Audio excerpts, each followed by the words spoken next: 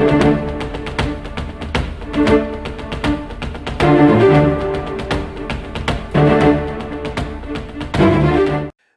స్తుతి కలుగును గాక. సంతోషంగా వారందరూ ఒకసారి చేయి పైకెత్తి హల్లెలూయా చెప్దామండి. హల్లెలూయా. దేవునికి స్తుతి కలుగును గాక. చిన్న ప్రార్థన చేసుకొని మనము ఈ రోజు వాక్య భాగాన్ని ప్రారంభిద్దామండి. ప్రార్థన. మహాఘనుడవు, మహోన్నతుడవు, గొప్ప తండ్రి, మీకు స్తోత్రాలు. ఇంతవరకు కూడా శ్రేష్టమైనటువంటి ఆరాధన సమయంలో మమ్మల్ని నడిపించారు. అవును, ధరలోని ప్రేమలన్నీ కూడా ప్రభువా ఒకనాడు మరి వాడిపోతాయి తండ్రి. ధరలోని ప్రేమలన్నీ కూడా ఎగిరిపోతాయి ప్రభువా. నీ ప్రేమ మాత్రమే శాశ్వతంగా నిలుస్తుంది తండ్రి. మీకు స్తోత్రాలు. మమ్మల్ని అందరినీ నీ ప్రేమకు అప్పగించుకుంటూ ఉన్నాం. నిన్ను ఆ విధంగానే మేము ప్రేమించడానికి సహాయం చేయండి. నీవు ఏ విధంగా నిష్కారణముగా బేషరతుగా ప్రభువా సంపూర్ణంగా మమ్మల్ని ప్రేమిస్తూ ఉన్నారో అదేవిధంగా మిమ్మల్ని ప్రేమించే కృపను మాకు దయచేయమని, వాక్యముతో నాతోనూ మాతోనూ మాట్లాడుమని, మీ యొక్క కృపను నాకు దయచేయమని యేసుక్రీస్తు నామములో అడుగుతున్నాను తండ్రి. ఆమెన్. క్రీస్తునందు ప్రియులారా, ఈరోజు నా యొక్క వాక్యము అంశము ద టూ కన్స్ట్రక్షన్స్, రెండు కట్టడాలు అనేటువంటి అంశాన్ని నేను మీతో మాట్లాడాలని కోరుతూ ఉన్నానండి. దాని కొరకు మనం వాక్య భాగాలను చదువుకుందాం. రెండు కన్స్ట్రక్షన్స్ మనం ఆది కాండంలో చూస్తూ ఉంటూ ఉన్నాం. అయితే రెండు నూతన నిబంధనల్లోని కొన్ని భాగములను కూడా మనం చూడబోతూ ఉంటున్నాం. ముందుగా ఆది కాండం 6వ అధ్యాయంలో మొదటి కన్స్ట్రక్షన్, మొదటి నిర్మాణము, మొదటి కట్టడమైనటువంటి నోవహు కట్టిన ఓడను గురించి మనం చదువుకుందాం. ఆ తర్వాత 11వ అధ్యాయంలో బాబేలు గోపురం యొక్క కట్టడం గురించి మనం చదువుకుందాం. దయచేసి ఒకరు మైక్లో చదువుతారు, మిగతా వారు కూడా బైబిల్ తెరచి దయచేసి గట్టిగా చదవాలని నేను మనవి చేస్తూ ఉన్నాను. ఆది కాండము 6వ అధ్యాయము 8వ వాక్యం నుంచి 14వ వాక్యం వరకు. అయితే నోవహు యెహోవా దృష్టి యందు కృప పొందిన వాడాయను. నోవహు వంశావళి ఇదే. నోవహు నీతిపరుడును తన తరంలో నిందారహితుడునై ఉండెను. నోవహు దేవునితో కూడా నడిచినవాడు. షేము, హాము, యాపేతను ముగ్గురు కుమారులను నోవహు కనెను. భూలోకము దేవుని సన్నిధిని చెడిపోయి ఉండెను. భూలోకము బలాత్కారంతో నిండి ఉండెను. దేవుడు భూలోకమును చూచినప్పుడు అది చెడిపోయి ఉండెను. భూమి మీద సమస్త శరీరులు తమ మార్గమును చెరిపివేసుకొని ఉండిరి. దేవుడు నోవహుతో, సమస్త శరీరుల మూలముగా భూమి బలాత్కారంతో నిండి ఉన్నది కనుక నా సన్నిధిని వారి అంతము వచ్చి ఉన్నది. ఇదిగో వారిని భూమితో కూడా నాశనము చేయుదును. చితిసారపు మ్రానుతో నీ కొరకు ఓడను చేసుకొనుము. అరలు పెట్టి ఆ ఓడను చేసి లోపటను వెలుపటను దానికి కీలు పూయవలెను. చాలు. 11వ అధ్యాయం 2 పేజీలు తిప్పితే ఉంటుందండి. ఆది కాండము 11వ అధ్యాయము మొదటి వాక్యం నుంచి 9 వాక్యాలు మనం చదువుకుందామండి. మొదటి వాక్యం నుంచి 9 వాక్యాలు. This is the second construction. చదువుదామండి. భూమి అందంతటా ఒక్క భాష ఒక్క పలుకును ఉండెను. వారు తూర్పున ప్రయాణమై పోవుచుండగా షీనారు దేశమందొక మైదానం వారికి కనబడెను. అక్కడ వారు నివసించి, మనము ఇటుకలు చేసి బాగుగా కాల్చుతాం రండని ఒకనితో ఒకడు మాటలాడుకొనిరి. రాళ్లకు ప్రతిగా ఇటుకలను, అడుసునకు ప్రతిగా మట్టి కీలును వారికుండెను. మరియు వారు మనం భూమి అందంతటా చెదిరిపోకుండా ఒక పట్టణమును, ఆకాశమునంటూ శిఖరము గల ఒక గోపురమును కట్టుకొని పేరు సంపాదించుకొందము రండని మాటలాడుకొనగా, యెహోవా నరుల కుమారులు కట్టిన పట్టణమును, గోపురమును చూడ దిగివచ్చెను. అప్పుడు యెహోవా, ఇదిగో జనము ఒక్కటే, వారికందరికీ భాష ఒక్కటే, వారు ఈ పని ఆరంభించి ఉన్నారు. ఇక మీదట వారు చేయదలచు ఏ పని అయినను చేయకుండా వారికి ఆటంకమేమీ నుండదు. కనుక మనము దిగిపోయి వారిలో ఒకని మాట ఒకనికి తెలియకుండా అక్కడ వారి భాషను తారుమారు చేయదము రండని అనుకొనెను. అలాగు యెహోవా అక్కడ నుండి భూమి అందంతటా వారిని చెదరగొట్టెను. కనుక వారు ఆ పట్టణమును కట్టుట మానిరి. దానికి బాబేలు అను పేరు పెట్టిరి. ఎందుకనగా అక్కడ యెహోవా భూజనులందరి భాషను తారుమారు చేసెను. అక్కడ నుండి యెహోవా భూమి అంతటా వారిని చెదరగొట్టెను. దేవుడు తన వాక్యమును మన కొరకు దీవించును గాక. ఆమేన్. క్రీస్తునందు ప్రియులారా, మనం గమనించామా, మన జీవితంలో చాలా కడుతూ ఉంటాం. We keep on building some things in our life. ఉదాహరణగా మనం ఈ మాట వాడుతూ ఉంటాం కదండి, ఐఎమ్ బిల్డింగ్ మై ఫ్యామిలీ. నా కుటుంబాన్ని నేను కట్టుకుంటూ ఉన్నాను. ఐఎమ్ బిల్డింగ్ ఏ హౌస్, నేను నా ఇంటిని కట్టుకుంటూ ఉన్నాను. ఐఎమ్ బిల్డింగ్ ఏ బిజినెస్, ఒక బిజినెస్ను నేను కడుతూ ఉంటూ ఉన్నాను. ఐఎమ్ బిల్డింగ్ మై ఫ్యూచర్, నా యొక్క భవిష్యత్తును నేను కడుతూ ఉంటూ ఉన్నాను. ఐఎమ్ బిల్డింగ్ మై ఫ్యామిలీ, నా యొక్క కుటుంబాన్ని నేను కడుతూ ఉన్నాను. మన జీవితంలో అన్నీ కూడా కట్టుటతో సమానం. ప్రేమ దేవుని బిడ్డలారా, మన పిల్లలను పెంచటం కూడా కట్టుటతో సమానం. ఏదైనా ఒక చిన్న పని మనం చేస్తూ ఉన్నా అది కట్టుటతో సమానం. వీఆర్ బిల్డింగ్, నిర్మాణం చేస్తూ ఉన్నాం. చిన్నగా ప్రారంభించి అది ముగించేంత వరకు మనం నిర్మాణం చేస్తూ ఉంటున్నాం. ఈరోజు ప్రియులరా, నా యొక్క ఉద్దేశం ఏంటంటే, మనం నిర్మించే ఈ విషయంలో ఎన్నైతే నిర్మిస్తూ ఉంటూ ఉన్నామో మన ఉద్దేశాలు కానీ, దేవుని యొక్క ప్రమేయము కానీ, మన యొక్క ఆలోచన తీరు సరిగ్గా ఉన్నాయా లేదా అని మీకు చూపించాలని ప్రయత్నం చేస్తూ ఉంటూ ఉన్నాను. కనీసం మరి ఈ బాబేలు గోపురం కట్టుటలోను ఈ యొక్క ఓడ, మరి నోవహు కట్టిన ఓడ, ఈ రెండు నిర్మాణాల మధ్యలో 10 తేడాలు నేను చూపించాలని కోరుతూ ఉన్నానండి. ఈ 10 తేడాలు నేను చూపించడంలో నాకు ఉద్దేశం ఏంటంటే, మనల్ని మనం ఒక్కసారి పరీక్షించుకొని, నేను కూడా నా కుటుంబాన్ని కట్టుకుంటూ ఉన్నాను, నా జీవితాన్ని కట్టుకుంటూ ఉన్నాను, నా పిల్లలను కడుతూ ఉన్నాను, నేను ఒక ప్రాజెక్ట్ కడుతూ ఉన్నాను, ఒక ఉద్యోగంలో నేను ప్రోగ్రెస్ అవుతూ నా యొక్క కెరియర్ని బిల్డ్ చేస్తూ ఉన్నాను. అయితే నేను ఎలా కడుతూ ఉన్నాను? How I my building? ఎలా నేను కడుతూ ఉన్నాను అనేటువంటిది పరీక్షించుకోవటానికి ఈరోజు ఒక చక్కటి అవకాశం అని నేను గుర్తు చేస్తూ ఉన్నాను. చివరిలో నేను మరి నూతన నిబంధన గ్రంథంలో నుంచి కట్టిన తరువాత ఏం జరుగుతుంది, కట్టిన తరువాత ఏంటి దేవుడు చేసే పని అని నేను చూపించబోతూ ఉంటున్నాను. 2 వాక్య భాగాలు మనం చివరిలో చదువుకుందాం. అయితే మొట్టమొదటిగా మనం ఆలోచన చేద్దాం. నోవహు కట్టిన ఓడ, బాబేలు గోపురం, ఈ రెంటి మధ్యలో 10 తేడాలు ముందుగా మనం చూద్దాం. మొట్టమొదటిది ప్రేమైన దేవుని బిడ్డలారా, నోవహు కట్టిన ఓడ దేవుని చేత ప్రారంభించబడి, దేవుని చేత కొనసాగించబడి, దేవుని చేత ముగించబడుతూ ఉంది. దేవుడే ఆలోచన ఇచ్చాడు, దేవుడే కొనసాగించాడు, కావలసిన వస్తువులన్నీ ఇచ్చాడు, ఆలోచన, డిజైన్ ఇవన్నీ ఇచ్చాడు, దేవుడే దాన్ని ముగిస్తూ ఉన్నాడు. కానీ బాబేలు గోపురం అలా కాదు. బాబేలు గోపురం కట్టాలనే ఆలోచన మనిషి మనసులో పుట్టింది, మనిషే దాన్ని కొనసాగిస్తూ ఉన్నాడు, మనిషే ముగించటానికి ప్రయత్నించాడు, కానీ దేవుడు ముగించనివ్వలేదు. నా మాట మీరు గ్రహించారా? నోవహు కట్టిన ఓడ గాడ్తో ప్రారంభమైంది, గాడ్తో కొనసాగింది, గాడ్తోనే ముగించింది. కానీ బాబేలు గోపురం మనిషితో ప్రారంభమైంది, మనిషితో కొనసాగింది, కానీ దేవుడు దాన్ని అంతం చేశాడు. మనిషి ముగించలేకపోయాడు. ఇక్కడ చాలా చాలా ప్రధానమైనది, మన స్వంతగా ఏమైతే ఆలోచిస్తామో, స్వంత ఉద్దేశాలు కలిగి కోరుకుంటామో, ఆ దేవునికి వ్యతిరేకమైతే దేవుడు కొనసాగనివ్వడు.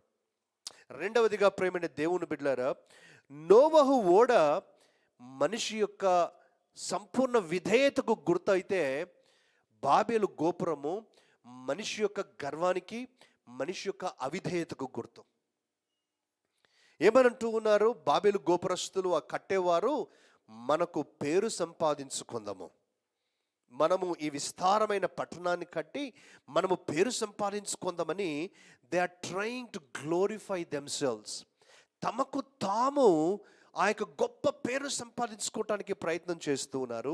కానీ ఒకవైపున మనం నోవహు గురించి చూసినప్పుడు మాత్రం సంపూర్ణ విధేయత అక్కడ చూస్తూ ఉంటున్నాం.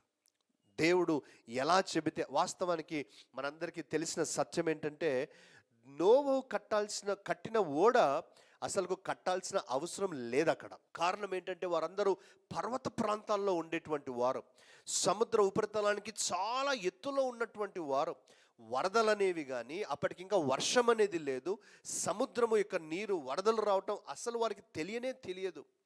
కానీ దేవుడు చెప్పిన తరువాత తాను తగ్గించుకొని తాను దేవుని యొక్క మాటను ఆలకిస్తూ సంపూర్ణ విధేయత చూపుతూ ఉన్నాడు నోవహు. సో వన్ సైడ్ నోవహు యొక్క ఓడ సంపూర్ణ విధేయతకు గుర్తవుతే, మరి ఒక వైపున బాబేలు గోపురము మనిషి యొక్క అహంకారానికి, మనిషి యొక్క అవిధేయతకు అది గుర్తుగా నిలవబడుతూ ఉంది.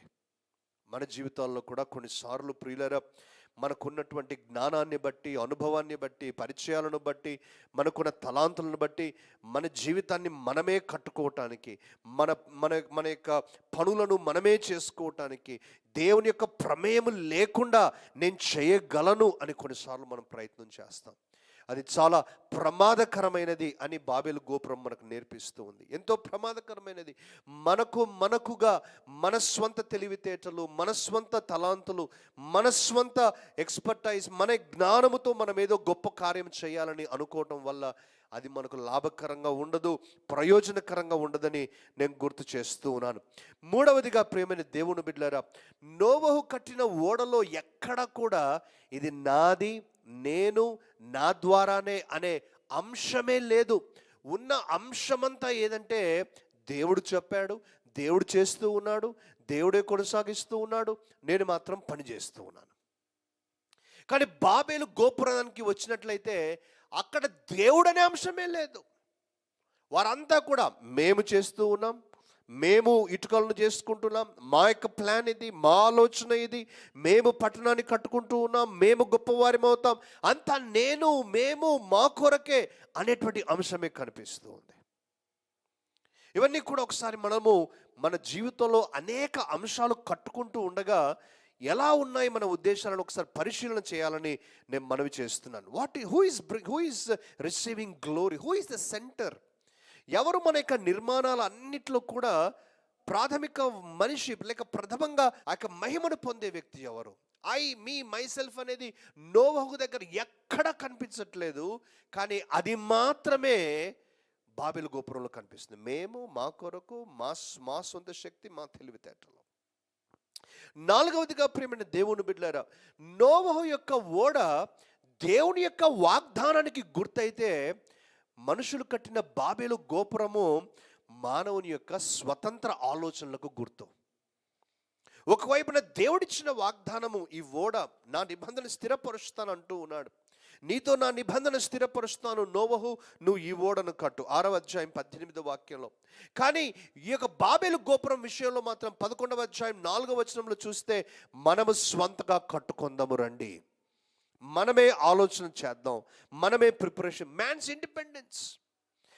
ఇండిపెండెన్స్ అనేక సార్లు సాతాను తెచ్చేటువంటి ఒక శోధన మనందరి లైఫ్లో మనం కట్టుకుంటూ ఉండగా ఏంటంటే, నువ్వు చేయగలవు, దేవుడి యొక్క సహాయం లేకుండానే మనకు పరోక్షంగా దేవుని మీద ఆధారపడటానికి అవకాశం లేనట్టుగా చేసి, ఆధారపడకుండా చేసి, మన మీద మనమే ఆధారపడేటట్లు చేస్తాడు ఈ యొక్క అపవాది. మ్యాన్స్ ఇండిపెండెన్స్, స్వతంత్ర ఆలోచనలు, స్వతంత్ర పని, స్వతంత్రంగా పని చేయాలి అనేటువంటి దృక్పథాన్ని మానవునికి ఇస్తూ ఉన్నాడు అపవాది.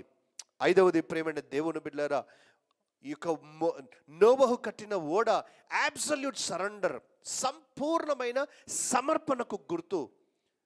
కానీ ఈ యొక్క బాబెలు గోపురం మాత్రము సంపూర్ణమైన స్వార్థానికి గుర్తు. సంపూర్ణమైన స్వార్థం. మీ అందరికీ తెలుసు కాబట్టి మనం చదవాల్సిన అవసరం లేదు. నోవహును దేవుడు ఓడలో పెట్టి బయట నుంచి బోల్ట్ పెట్టాడు, లోపల బోల్ట్ లేదు కదండి. నోవహు ఓడకు లోపల నుంచి బోల్ట్ లేదు. అంత పెద్ద ఓడ కట్టగలిగినటువంటి నోవహు బోల్ట్ పెట్టుకోవాలా అనేది తనకు తెలియదంటారా? తను పెట్టుకోలేడా? కానీ దేవుడు చెప్పలే. దేవుడు ఏమన్నాడు? దేవుడు బహుశా ఒకవేళ కాన్వర్సేషన్ జరిగింటే బయట ఒక్కటి మాత్రమే బోల్ట్ ఉండాలి అని ఒకటి చెప్పింటాడు. ఇంకా నోవహు మారు మాట లేదు, డిస్కషన్ లేదు.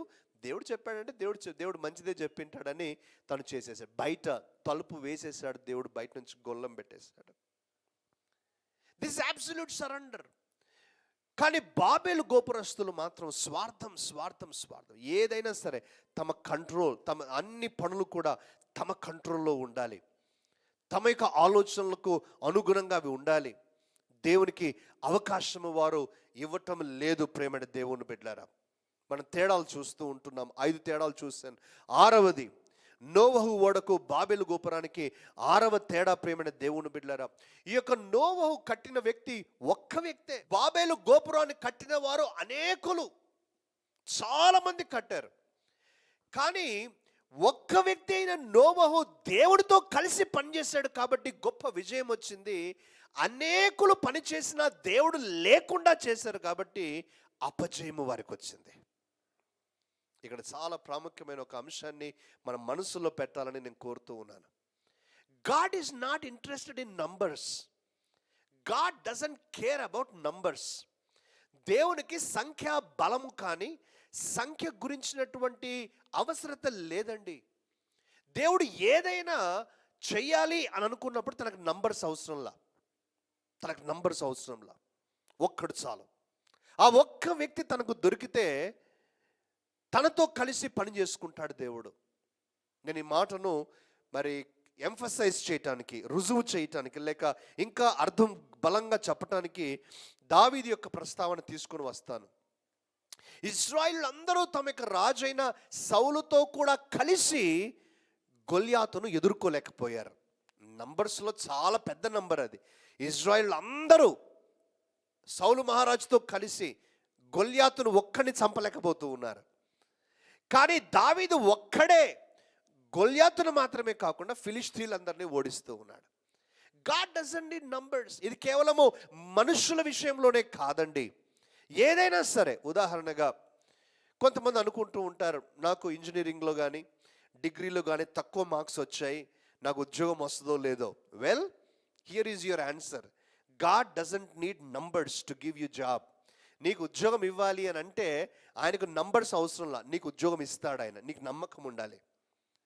నువ్వు ఒక ఇల్లు కట్టుకుంటున్నావు, ఒక వ్యాపారాన్ని పెడుతూ ఉంటున్నావు, ఒక ప్రాజెక్ట్ ఏదైనా చేస్తూ ఉంటున్నావు, దానికి ఇంత డబ్బు కావాలి, నీకు అంత డబ్బు లేదు, నీ దగ్గర కొంత మాత్రమే డబ్బు ఉంది.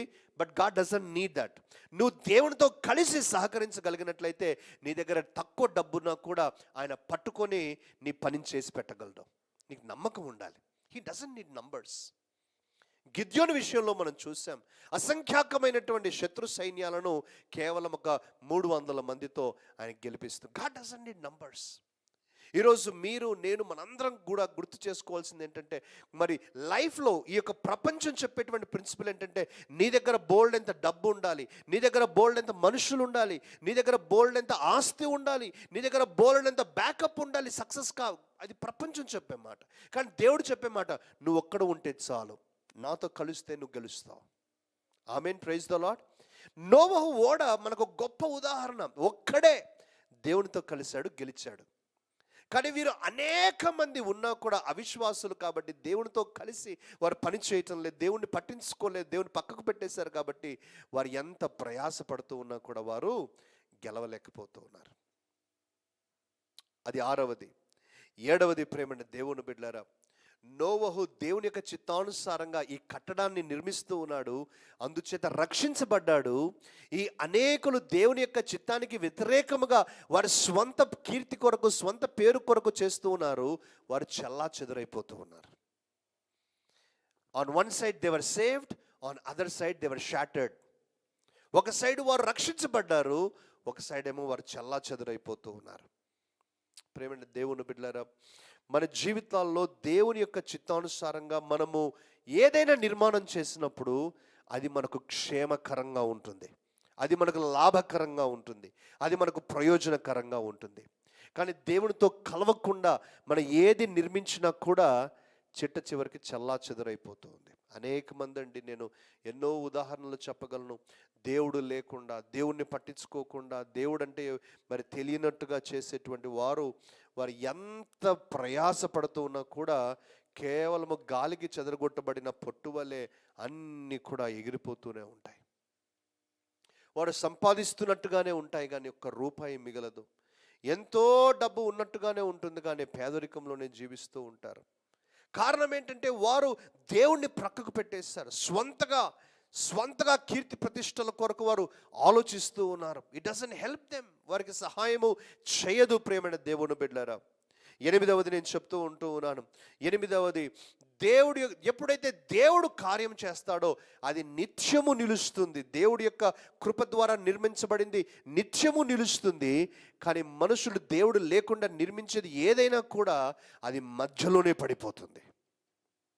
మీరు ఎప్పుడైనా సోషల్ మీడియాలో కానీ లేకపోతే డిస్కవరీ ఛానల్లో కానీ చూస్తూనే ఉంటారు, పలానా దేశంలో పలానా చోట నోవహు ఓడ ఉంది, ఇదిగో నోవహు ఓడ అని ఫొటోస్ కానీ వీడియోస్ కానీ చూసే ఉంటారు కదండి. నేను కూడా చూశాను, కానీ ఎక్కడ ఏమని నాకు తెలియదు కాబట్టి నేను అథెంటిసిటీతో చెప్పలేను. కానీ నోవహు ఓడ దాని యొక్క శకలాలు కానివ్వండి, దాని యొక్క పరిస్థితి ఇప్పటికి కూడా ఉన్నట్టుగా మనం చూస్తూ ఉన్నాం.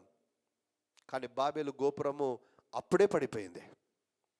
అప్పుడే ఆ పట్టణస్థులు కట్టినటువంటి కట్టడాలు అప్పటికే they did not stand the test of time. నువ్వు దేవుని చిత్తానుసారంగా ఏది కట్టినా, అది నీ కుటుంబమైనా, భవిష్యత్ అయినా, పిల్లలైనా, ఉద్యోగమైనా, వ్యాపారమైనా నిత్యము నిలుస్తుంది. కానీ దేవుని చిత్తము కాకుండా మనము కట్టడానికి ప్రయత్నిస్తే అది టెస్ట్కి నిలబడదు, టైం టెస్ట్కి నిలబడదు. అది కొంతకాలం. ఆలోచించండి, వారు ప్రారంభించిన వెంటనే ఫెయిల్ అయిపోలా. వారు బాగా కట్టారు, బాగా ప్రోగ్రెస్ అయ్యారు, అంటే అభివృద్ధి చెందారు, బాగా మరి ఉన్నతమైన దశలో వారు ఉన్నారు. ఆ ఉన్నతమైన దశలో ఉన్నందుకే దేవుడు కూడా అబ్బా వీరెంత సక్సెస్ అవుతూ ఉన్నారు ఒకసారి చూడాలి అన్నట్టుగా ఆయన వచ్చాడు. వారు ప్రారంభంలోనే ఫెయిల్ అవ్వలా, చాలా మటుకు ప్రోగ్రెస్ అయ్యారు. మన లైఫ్లో కూడా దేవుడు లేకుండా చేసేటువంటివి ఏవైనా కొన్నిసార్లు బాగా ప్రోగ్రెస్ అవుతున్నట్టుగానే ఉంటాయి, బాగా ముందుకు వెళ్తున్నట్టుగానే ఉంటాయి, కానీ ఎక్కువ కాలం నిలబడవు. మధ్యలో అవి పడిపోతాయి. మధ్యలో వాటి వల్ల మనకు ప్రయోజనం లేదు, వాటి వల్ల మనకు క్షేమము లేదు. ప్రేమైన దేవుని బిడ్డారా, 9వది నేను చెప్తూ ఉన్నాను, నోవహు కట్టిన ఓడ విషయంలో చాలా స్పష్టత ఉండింది. మీరు 6వ అధ్యాయాన్ని చదవండి, మీకు తెలుసు, ఎప్పుడైనా చదివింటారు. చాలా స్పష్ట, there was a clear design, clear plan, చాలా క్లియర్. దేవుడు అన్నాడు కిటికీలు ఎక్కడ పెట్టాలి, తలుపు ఎక్కడ పెట్టాలి, ఎన్ని అరలు పెట్టాలి, ఎన్ని గదులు ఉండాలి, ఎన్ని ఫ్లోర్స్ ఉండాలి, ఇవన్నీ చాలా స్పష్టంగా, ఏ మెటీరియల్ వాడాలి, వీటన్నిటితో సహా నోవహుకు చాలా స్పష్టతనిచ్చాడు దేవుడు. కానీ బాబేలు గోపురం విషయానికి వస్తే, బాబేలు అనే మాటకు అర్థమే తారుమారు. సో ఒకవైపున క్లారిటీ మనం చూస్తూ ఉన్నాము, మరోవైపున గందరగోళం, తారుమారుని మనం చూస్తూ ఉన్నాం. దయచేసి నా మాట ఆలకించండి. ఇక్కడ చాలా ప్రాక్టికల్గా మనం చూడాలి. ప్రాక్టికల్గా ఏంటంటే, మనం ఏదైనా ఒక విషయాన్ని గురించి ప్రార్థిస్తూ ఉన్నప్పుడు, ఏదైనా పని చేయాలి, ఏదైనా కడుతూ ఉన్నాం, ఒక ప్రాజెక్ట్ కావచ్చు, లేకపోతే ఒక ఇంపార్టెంట్ డెసిషన్ కావచ్చు, దేవుని యొక్క కృపలో మనకు అర్థం కావాల్సింది ఏంటంటే, అది దేవుని యొక్క చిత్తం అయితే మనలో క్లారిటీ ఉంటుంది, మనలో స్పష్టత ఉంటుంది, దేవుడు చెప్పే మాటల స్పష్టత, ఆయన ఇచ్చే ఆలోచనల స్పష్టత ఉంటుంది. కానీ దానికి భిన్నంగా ఎప్పుడైతే అది దేవుని చిత్తము కాకుండా నీవు స్వంతగా నిర్మించాలని ప్రయత్నిస్తున్నావు, నువ్వు స్వంతగా కట్టుకోవాలని ప్రయత్నిస్తున్నావు, నువ్వు స్వంతగా చేయాలని ప్రయత్నిస్తున్నావు, ఎప్పుడైతే అలాంటిది ఉంటుందో గందరగోళం ఉంటుంది. గందరగోళం, మనసులో నెమ్మది ఉండదా, రిలేషన్షిప్స్ అన్ని పాడైపోతాయి, వీళ్ళకున్న రిలేషన్షిప్స్ అన్ని పాడైపోయి. అట్లా ఏదైనా ఒక దేవుని సంబంధము కాని చిత్తమైతే, లేక దేవుని సంబంధం కాని ఆలోచన అయితే, భార్యాభర్తల మధ్యలో గొడవలు, లేకపోతే మరి కుటుంబంలో అసమాధానము, స్నేహితుల మధ్యలో అసమాధానము, కొంతమంది దూరం కావటం, కొంతమంది మరి విడిచిపెట్టి వెళ్ళిపోవటం, గందరగోళం. అరే ఈ నిర్ణయం చేయక ముందంతా బాగానే ఉండింది, ఈ నిర్ణయం ఎప్పుడైతే మనం చేస్తూ ఉన్నామో గందరగోళం ప్రారంభమైంది. So it is a clear sign that it is not the will of God. దేవుని యొక్క కృప ద్వారా, ప్రేమైన దేవుని బిడ్డలారా, దయచేసి ఈ మాట మనం ప్రాక్టికల్గా ఆలోచిద్దాం. దేవుడు చాలా స్పష్టతను మనకి ఇస్తాడు, కానీ దేవుని చిత్తము కానిది ఏదైనా సరే గందరగోళాన్ని సృష్టిస్తుంది, మనసులో కకలావికలమైపోతుంది, నిద్రలేని రాత్రులు, సమాధానము లేదు, సంతోషం లేదు, సరిగా భోజనం చేయరు, ఆరోగ్యం పాడవుతుంది. నిర్ణయం చేయక పూర్వం వరకు బాగానే ఉంటుంది, నిర్ణయం చేసిన తర్వాత మాత్రం ఇటువంటి గందరగోళాలు ఉంటాయి. కారణం ఏంటి? దేవుని చిత్తం కాదు అది. నోవహు యొక్క ఓడ సమాధానానికి, స్పష్టతకు గుర్తు, బాబేలు గోపురం గందరగోళానికి గుర్తు, అసమాధానానికి గుర్తు. ఇక చివరిది, ప్రేమైన దేవుని బిడ్డలారా, నోవహు యొక్క ఓడ దేవుని యొక్క కృపకు, దేవుని కనికరానికి గుర్తయితే, బాబేలు గోపురము దేవుని యొక్క శిక్షకు, దేవుడు చేసే శిక్షకు అది గుర్తు. One is representing God's mercy and grace, another is representing God's punishment. దేవుని యొక్క శిక్ష, దేవుని యొక్క తీర్పుకు అది గుర్తుగా ఉంటూ ఉన్నది. ప్రేమని దేవుని బిడ్డల 10 తేడాలు నేను చెప్తూ ఉంటూ ఉన్నాను. నోవహు యొక్క ఓడ, బాబేలు యొక్క గోపురం. అయితే ఇక్కడ నుంచి నేను కొన్ని విషయాలు మీతో మాట్లాడాలని కోరుతూ ఉంటూ ఉన్నాను. మనం అందరం నిర్మిస్తూ ఉన్నాం. మనమందరం నిర్మించేటువంటి ఈ నిర్మాణాలలో కొన్ని నిర్మాణాలు మనము నోవహు ఓడ మాదిరిగా నిర్మిస్తున్నాము, చక్కగా దేవుని చిత్తాన్ని కనుక్కొని నిర్మిస్తూ ఉన్నాం. మరికొన్నేమో బాబేలు గోపురం మాదిరి మన స్వార్థంతో, మన స్వంత ఆలోచనలతో మనం నిర్మిస్తూ ఉన్నాం. ఇక్కడే మనం జాగ్రత్త పడాలి ప్రేమైన దేవుని బిడ్డలారా. మనము ఏది నిర్మించినా సరే, నా రెండవ భాగంలో నేను చెప్తూ ఉన్నాను, మనం ఏది నిర్మించినా సరే ఆ నిర్మాణం యొక్క పరిస్థితిని దేవుడు పరీక్షిస్తాడు. ప్రతి నిర్మాణము పరీక్షించబడుతుంది. ప్రతి నిర్మాణము పరీక్షించబడుతుంది. మనం చూస్తూ ఉంటాం కదండి, జనరల్గా పేపర్స్లో కానీ న్యూస్ ఛానల్స్లో కానీ పలానా ఫ్లైఓవర్ కట్టారు, ఫస్ట్ టెస్ట్ చేస్తూ ఉంటూ ఉన్నారు. ఒక హెవీ వెయిట్ లారీస్, ఒక 500 tons 600 tons లారీస్ అలా పెట్టి టెస్ట్ చేస్తారు, అది భరించగలదా లేదా టెస్టింగ్ చేస్తారు. మన టీవీలు కానీ మిక్సీలు కానీ ఇవన్నీ కూడా టెస్ట్ చేస్తారు. టెస్ట్ చేసిన తర్వాత ఒక స్టిక్కర్ వేస్తారు, టెస్టెడ్ ఓకే. మనము చేసే ప్రతి నిర్మాణము పరీక్షించబడుతుంది. నా మాట ఆలకించండి. ఉదాహరణగా మన పిల్లల్ని మనం నిర్మిస్తున్నాం కదా, మన పిల్లల విషయంలో కూడా పరీక్షించబడుతుంది. మన ఉద్యోగాలు మనం నిర్మించుకుంటున్నాం కదా, మన ఉద్యోగాలలో మనం పరీక్షించబడతాం. మన బిజినెస్లో ఎవ్రీథింగ్ విల్ బి టెస్టెడ్. దేవుడు పరీక్షిస్తాడు. ఈ పరీక్షకు మనము నిలవాల్సిన వారమై ఉంటూ ఉన్నాం. దయచేసి చూడండి, ఇక్కడ 3వ వాక్య భాగాన్ని నేను మీతో మాట్లాడాలని కోరుతూ ఉన్నాను. కొరింథీయులకు రాసిన మొదటి పత్రిక, అపోస్తులైన పౌలు కొరింథీయులకు రాసిన మొదటి పత్రిక 3వ అధ్యాయం చదవండి అమ్మా. కొన్ని వచనాలు మనం చదువుకుందాం. 3వ అధ్యాయము 9వ వాక్యం నుంచి 13వ వాక్యం వరకు చదువుకుందాం. 9 నుంచి 13 వరకు. మేము దేవుని జత పనివారమై ఉన్నాము, మీరు దేవుని వ్యవసాయమును దేవుని గృహమునై ఉన్నారు. దేవుడు నాకు అనుగ్రహించిన కృప చొప్పున నేను నేర్పరి అయిన శిల్పకారుని వలె పునాది వేసి తిని, మరి ఒకడు దాని మీద కట్టుచున్నాడు. ప్రతివాడు దాని మీద ఏలాగు కట్టుచున్నాడో జాగ్రత్తగా చూచుకొనవలెను. వేయబడినది తప్ప మరి ఒక పునాది ఎవడునూ వేయనేరడు. ఈ పునాది యేసుక్రీస్తే. ఎవడైనను ఈ పునాది మీద బంగారము, వెండి, వెలగల రాళ్ళు, కర్ర, గడ్డి, కొయ్యకాలు మొదలైన వాటితో కట్టిన ఎడల వాని పని కనబడను.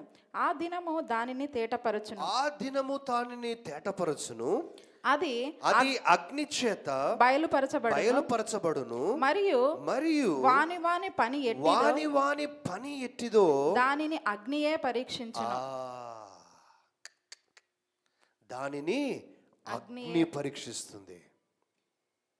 ఒక కట్టడాన్ని కూడా అగ్ని పరీక్షిస్తుందా?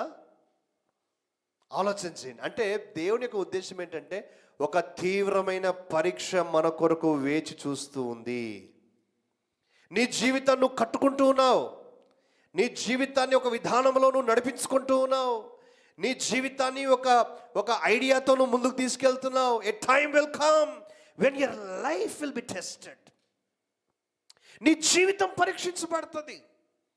ఆ పరీక్ష సామాన్యంగా ఉండదు ప్రియమైన దేవుని బిడ్డలారా. ఆ పరీక్షలో నువ్వు నిలబడాలి. నువ్వు అంతవరకు ఎలా కట్టుకున్నావో అది పరీక్షిస్తుంది. అగ్ని చేత పరీక్షించబడతాం. మనం కట్టిన దాన్నంతటినీ కూడా దేవుడు అంటూ ఉన్నాడు, పరీక్షించబడుతుంది. All your work will be tested. All your work.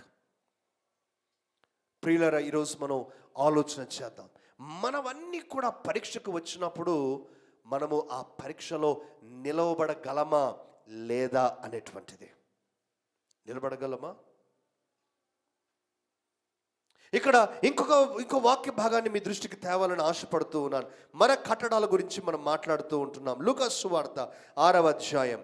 లూకా సువార్త 6వ అధ్యాయము 47 నుంచి చదవండి అమ్మా. నా మాటలు విని అవును. వాటి చొప్పున చేయు ప్రతి వాడును అవును. ఎవని పోలియుండినో మీకు తెలియజేతును.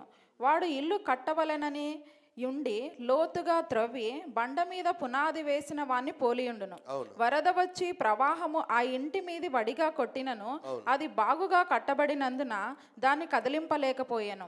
అయితే నా మాటలు వినియు చేయని వాడు పునాది వేయక నేల మీద ఇల్లు కట్టిన వానిని పోలియుండును. ప్రవాహం దాని మీద వడిగా కొట్టగానే అది కూలిపడెను. ఆ ఇంటి పాటు గొప్పదని చెప్పాను. ఆమేన్. క్రీస్తునందు ప్రియులన్న మాట ఆలకించండి. ముందుగా నేను చెప్తూ ఉన్నాను, ప్రతి ఒక్కరూ పరీక్షించబడతారని నేను చెప్తూ ఉన్నాను. నంబర్ 1. నంబర్ 2, ఆ పరీక్ష చాలా తీవ్రంగా ఉంటుందని కూడా నేను చెప్తూ ఉన్నాను. నంబర్ 2, మూడవది, ప్రతి ఒక్కరూ సమముగానే పరీక్షించబడతారు. ప్రతి ఒక్కరు సమముగా పరీక్షించబడతారు అనగా బలమైన వారికి బలమైన పరీక్ష, బలహీనమైన వారికి బలహీనమైన పరీక్ష ఉండదండి. పరీక్ష ఒకటే. సింపుల్గా ఇక్కడ ఉపాధ్యాయులు, లెక్చరర్స్ చాలామంది ఉన్నారు కదా. మనందరం స్కూళ్ళకి వెళ్ళి వచ్చాం కాబట్టి మనందరికీ తెలుసు ఏంటి, మన స్కూళ్ళలో 50 మంది పిల్లలు క్లాస్లో ఉంటే ఒక 10% మంది 90% గ్రేడ్ స్టూడెంట్స్ అనమాట. ఒక 30% ఏమో 70 to 90, మరొక 30% ఏమో 50 to 70 వరకు. మిగతా వారు ఆ 50% కింద వస్తూ ఉంటారు. అయితే ప్రియులారా, మనం ఎగ్జామినేషన్లో ఉన్నప్పుడు దయచేసి నా మాట ఆలకించండి. ఎగ్జామినేషన్లో, పరీక్షలో మనం కూర్చున్నప్పుడు మరి 4 రకాల క్వశ్చన్ పేపర్స్ ఇస్తారా, లేకపోతే అందరికీ ఒకే రకమైన క్వశ్చన్ పేపర్ ఇస్తామా? మనం అందరికీ అంటే ఈ రోజుల్లో ABCD అని గ్రూప్స్ వేరే చేశారు, ఆ మోడల్స్ వేరే చేస్తూ ఉన్నారు కానీ ప్రొఫెషనల్ స్టడీస్లో. కానీ వాస్తవానికి మనకు అర్థం అవ్వాల్సింది ఏంటంటే every student will be tested in the same way. బలహీనమైన స్టూడెంట్కి ఒకే ప్రశ్నపత్రము, బలమైన స్టూడెంట్కి ఒకే ప్రశ్నపత్రం. దయచేసి నా మాట ఆలకించండి. You will be tested the same way. As a very strong believer, ఎంత బలమైన విశ్వాసి ఎలా పరీక్షించబడతాడో అలాంటి పరీక్షని నువ్వు కూడా ఎదుర్కొంటావు, మనందరం ఎదుర్కొంటాం. ఈరోజు దాని కొరకు మనం సిద్ధంగా ఉండాల్సినటువంటి అవసరం ఉన్నదని నేను గుర్తు చేస్తూ ఉంటున్నాను. మూడవది ప్రేమైన దేవుని బిడ్డలారా, ఒకటి అందరం పరీక్షించబడతాం, రెండవది తీవ్రమైన పరీక్షకు గురి అవుతాం, మూడవది సమమైన పరీక్షకు మనందరం గురి అవుతాం, నాలుగవది ప్రేమైన దేవుని బిడ్డలారా, పరీక్ష అనేటువంటిది మనము పరీక్షకు ముందుగానే పరీక్ష కొరకు సిద్ధపడాలి తప్ప పరీక్ష వచ్చినప్పుడు పరీక్ష కొరకు సిద్ధపడడానికి లేదు, అవకాశం లేదు. స్కూళ్ళలో కాదు కానీ ఒకవేళ స్కూళ్ళలో కూడా ఒకవేళ ఈ ఫిఫ్త్ పీరియడ్లో ఎగ్జామ్ ఉంది అని అంటే 4th పీరియడ్ వరకు చదువుకోవచ్చు మనం. 4th పీరియడ్ టీచర్ గారు చదువుకోండి, రివైజన్ చేసుకోండి అని 4th పీరియడ్ వరకు చదివిస్తారు. మనం అదే పెద్దవాళ్ళు అయితే కనుక ఎగ్జామ్ ఒక 1 hour, ఒక ½ hour లోపలికి పోవాలనుకుంటుంటే ఆడ కూర్చొని తిప్పి అది చేసుకుని కానీ when the bell rings, when the time comes, మన పుస్తకాలన్నీ అక్కడ పెట్టాలి, లోపల పరీక్షకు వెళ్ళాలి. సింపుల్. మనకు అర్థం అవ్వాల్సింది ఏంటంటే before you go to the exam you should be prepared. You cannot start preparing for the exam after you enter the exam. నువ్వు పరీక్షలోనికి ఎంటర్ అయిన తరువాత ఆ పరీక్ష కొరకు సిద్ధపడలేవు, ఇక అయిపోయింది. చాలామంది చేసే పొరపాటు ఇదే ప్రేమైన దేవుని బిడ్డలారా. ఆత్మీయ జీవితంలో సమస్యలు రానంత వరకు వారు పట్టించుకోరు, సమస్య వచ్చిన తర్వాత ఉక్కిరి బిక్కిరి అవుతారు. సమస్య వచ్చిన తర్వాత ఉక్కిరి బిక్కిరి అయినా కూడా టైమ్ ఈజ్ అప్. సమస్య వచ్చిన తర్వాత ఉక్కిరి బిక్కిరి అయినా కూడా మనం పెద్దగా చేసేది ఏమీ లేదండి. మనం ఆ సమస్య, ఆ పరీక్షకు రాక మునుపే మనము సిద్ధపడి ఉండాలి. అంటే ఇప్పుడు సమాధానం మన లైఫ్ బాగా జరుగుతుంది అనుకోండి, ఇప్పుడు మనం సిద్ధపడాలి పరీక్షల కొరకు. ఆమేన్, హల్లెలూయా. కానీ ఏం చేస్తారు పిల్లల్లాగా మనం కూడా ఏం చేస్తాము, పరీక్షల డేట్ రాలేదు కదా, అనౌన్స్మెంట్ లేదు కదా, ఇప్పుడే రావు కదా పరీక్షలని, ఇప్పుడు ఎవరు చదువుకోకుండా ఉంటామన్నమాట. అప్పుడు సడన్గా పరీక్ష అనేసరికి ఇంకా హడావిడి ప్రారంభమవుతాయి. దట్స్ అన్వైస్. ఈరోజు మనం ఆలకిద్దాం. మనము చక్కగా దేవుడిచ్చిన అవకాశం కొలది మనం బలపడుతూ మన యొక్క ఆత్మీయ జీవితాన్ని బలపరుచుకుంటూ మనం ముందుకు వెళ్ళాలని ఈరోజు నేను కోరుతూ ఉన్నానండి. ప్రేమని దేవుని బిడ్డల యొక్క చివరి పాయింట్ నేను చెప్పి ప్రార్థనలు నడిపించాలని కోరుతూ ఉన్నాను. చాలామంది మన పూర్వీకులు మనకు నేర్పించింది ఏంటంటే, నేను కష్టాల్లో వెళ్ళినప్పుడు, నేను ఇబ్బందులలో వెళ్ళినప్పుడు, నేను పరీక్ష గుండా వెళ్ళినప్పుడు నేను చాలా బలము పొందుతాను అని అంటారు. విన్నారండి ఎప్పుడైనా ఈ సువార్త విన్నారా? నన్ను దేవుడు బలపరుస్తాడు, పరీక్షలో నన్ను దేవుడు బలపరుస్తాడని. ప్రేమని దేవుని బిడ్డలారా, అది వాక్యానుసారమైనది కాదండి. ఇది చాలా చాలా అపవాది చెప్పేటువంటి అబద్ధం. నువ్వు పరీక్షలో వెళ్ళినప్పుడు నువ్వు బలపడతావు అని అనుకోవటం అది కేవలము మరి వాక్యము యొక్క అవగాహన రాహిత్యం మాత్రమే. పరీక్షలో నువ్వు ఎంత బలమైన వ్యక్తివో అది రుజువు చేయబడుతుందే తప్ప, ఈ పరీక్షకు నిలవగలవా లేదా అని రుజువు చేయబడుతుందే తప్ప పరీక్షలో నువ్వు బలపడవు. ఇది చాలా స్పష్టం. ప్రేమ దేవుని బిడ్డలు అనేక సార్లు నేను ఇల్లుస్ట్రేషన్ చేస్తూ ఉంటాను, మరలా నేను చేస్తాను. ఈ మొబైల్ ఫోన్ అనుకుందామండి. ఇప్పుడు ఈ మొబైల్ ఫోన్కు నేను పరీక్ష పెట్టబోతున్నాను. ఏమి మొబైల్ ఫోన్కి పరీక్ష పెట్టబోతున్నానంటే, ఇక్కడ నుంచి పడేస్తానండి నేను. ఇక్కడ నుంచి మన పూర్వీకులు చెప్పిన సువార్త ప్రకారంగా వాళ్ళు నమ్మిన దాని ప్రకారంగా ఏం కావాలి? ఇప్పుడు ఈ మొబైల్ ఫోన్ ఏం కావాలండి? కింద పడినప్పుడు ఏం కావాలి? ఇంకా బలం కావాలి, అంతే కదండి. మరి పరీక్షకు గురి అయినప్పుడు బలపడతాం అని వారు చెప్తూ ఉన్నప్పుడు, నేను ఈ మొబైల్ ఫోన్ క్రిందికి వేస్తే ఇంకా గట్టి కావాలి, పగలకుండా ఉండాలి. ఎంతమందికి నమ్మకం ఉందండి ఇది అలా అవుతుందని? ఇది అలా అవుతుంది నమ్మకం ఉందా అండి? అవ్వదు ప్రేమని దేవుని బిడ్డలారా. ఇది క్రింద పడినప్పుడు పగులుతుందో లేదో, దాని మెటీరియల్ కరెక్ట్గా పగలకుండా నిర్మించారో లేదో పరీక్షించబడుతుంది తప్ప it doesn't become strong. Life కూడా అంతే. మన లైఫ్లో నువ్వు పరీక్షలో గుండా వెళ్తూ ఉన్నాడు. When you're going through a test, your preparation is tested. నీ బలము పరీక్షించబడుతుంది, నీ బలహీనతలు పరీక్షించబడతాయి. నువ్వు అంతవరకు చక్కగా సిద్ధపడ్డావా లేదా అని పరీక్షించబడతాయి. ప్రేమని దేవుని బిడ్డలారా, నేను చాలా ఉదాహరణలు చెప్పడానికి అవకాశం ఉందండి. భార్య భర్తల మధ్యలో మిస్అండర్స్టాండింగ్స్ లేకుండా సంతోషంగా లైఫ్ వెళ్తూ ఉంది అంటే ఎప్పటికీ అలానే ఉంటుందని మనం అనుకోకూడదండి. కొన్నిసార్లు మరి మిస్అండర్స్టాండింగ్స్ రావచ్చు. కాబట్టి నువ్వు సంతోషంగా మీ ఇద్దరు అన్యోన్యంగా బలంగా ఉన్నప్పుడే, ఒకవేళ అటువంటి పరిస్థితి వచ్చినా సరే నేను ఎలా హ్యాండిల్ చేయాలి అని సంతోషంగా ఉన్నప్పుడు మనం సిద్ధపడాలి. ఆమేన్, ప్రైజ్ ద లార్డ్. మనము అనారోగ్యానికి గురి కాకముందే మన ఆరోగ్యాన్ని బలపరచుకోవాలి. ఆమేన్. అప్పుడు అనారోగ్యం రాకుండా మనం జాగ్రత్త పడగలము. ఒకవేళ వచ్చినా కూడా మనం దాన్ని ఎదుర్కోగలం. కరోనా నేర్పించిన పాఠాల్లో ఇదొక పాఠం కదండి. అప్పుడు అందరూ అన్నారు ఇమ్యూనిటీ ఇమ్యూనిటీ ఇమ్యూనిటీ ఇమ్యూనిటీ అని. అన్ని ఇమ్యూనిటీ గురించిన తిండ్లు అప్పుడు కొనుక్కోవడం ప్రారంభించారు. అయ్యా ఇప్పుడు కాదయ్యా బాబు, ఇప్పుడు వరకు తినిండాలి నువ్వు, ఇప్పుడు తింటే కాదు. అయినా తిన్నారు. డ్రై ఫ్రూట్స్, మటను, చికెను, గుడ్లు, పాలు. You be prepared even before you encounter a test, and then when the test comes you will be successful. Amen. ప్రేమ దేవుని బిడ్డలారా, ఈరోజు నేను ఈ వాక్య భాగాలను మీ ముందుకు తీసుకుని వస్తూ ఉన్నాను.